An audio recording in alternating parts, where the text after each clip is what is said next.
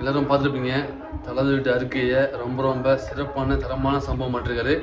என்னென்னு பார்த்தீங்க அப்படின்னா அதில் 2 விஷயம் ரொம்ப அற்புதமான விஷயம். ஒன்று பார்த்தீங்க அப்படின்னா வேலுநாச்சியார் படைத்திட்டம், இன்னொன்று பார்த்தீங்க அப்படின்னா வேலுநாச்சியார் அமர்வு நீதிமன்றம். இது 2மே சிறப்பான தரமான சம்பவம். அது ஏன்னு பார்த்தீங்க அப்படின்னா பெண்களுக்கு பாதுகாப்பு இதான ஃபஸ்ட்டு வாக்குறுதி. இதான ஒரு மெயினான ஒரு காரணம்.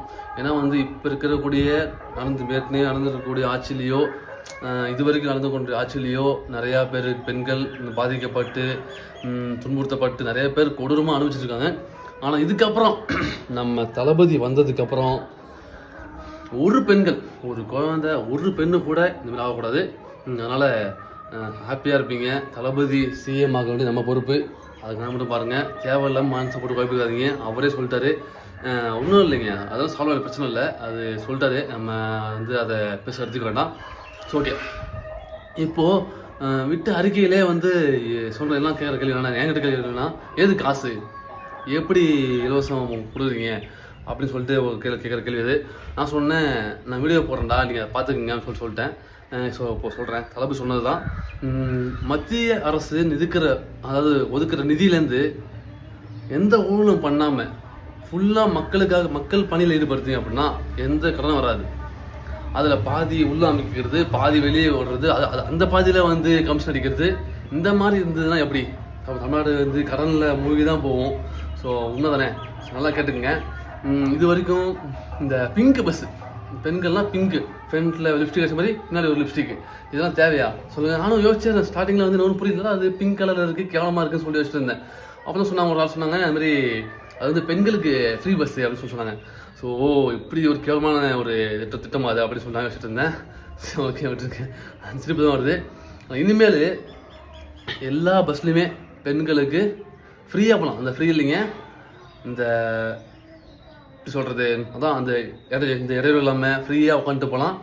எந்த பஸ் கூட போயிட்டே இருக்கலாம். பெண்களுக்கு அதுதான் ஒரு பெரிய பாதுகாப்பு. ஒரு பெரிய ஒரு அறிக்கை. அது ஒரு சாதாரண அறிக்கை இல்லை. நான் சொல்கிறேங்க, ஏற்கனவே பேருந்து நஷ்டத்தில் போயிட்டுருக்கு, இன்னும் நஷ்டத்தில் போகணுமான்னு சொல்லிட்டு கேட்டிங்கன்னா அது தளபதி பார்த்துவார். அது அவரோட விஷயம். அது அவரை விட்டுட்டார். கண்டிப்பாக அதை அமல்படுத்தி அவர் போன 2021 சொன்ன பொய் மாதிரி என்ன சொன்னாங்க, நீட்டை ஒழிப்போம், மதுபானம் ஒழிப்போம், அதெல்லாம் நடக்கக்கூடாத விஷயம், நடத்தவும் முடியாது, நீட்டை ஒழிக்கவும் முடியாது. நீட்டு ரொம்ப சிறப்பான திட்டம், ஓகேவா? நீட் எக்ஸாம்ன்றது ரொம்ப சூப்பரான திட்டம். அதே மாதிரி மதுபானங்கள் ஒழிக்க முடியாது, படிப்படியாக குறைக்கலாம். அம்மா சொன்ன மாதிரி படிப்படியாக குறைக்கலாம், அது பாசிபிள். ஆனால் மொத்தமாக நான் க்ளோஸ் பண்ணுவேன் அப்படின்றது சாதாரண விஷயம் இல்லை. அது மூட முடியாது. ஆல்கஹால் தேவை, அது லிமிட்டாக இருந்தீங்க அப்படின்னா உங்கள் உடம்பு நல்லது, இல்லை அப்படின்னா ஃபேமிலி மொத்தமும் அது கெடுதல்ன்றது தெரிஞ்ச விஷயம்தான். சரி, ஓகே, நம்ம பேசாச்சு, சொல்லியாச்சு, புரிஞ்சிருக்குன்னு நினைக்கிறேன். கண்ணை மூடிக்கிட்டு யோசிக்காமல் கண்ணை மூடிக்கிட்டு எலெக்ஷன் பூத்துக்கு போயிட்டு விசிலை பார்க்குறீங்க, சும்மா தளபதியை நினச்சிக்கிட்டு சும்மா சக்குன்னு விசில் அமுத்துறீங்க. தளபதியை சிஎம் ஆக்குறோம், சிஎம் ஆவார் கண்டிப்பாக. Okay, thank you, Jeyagan.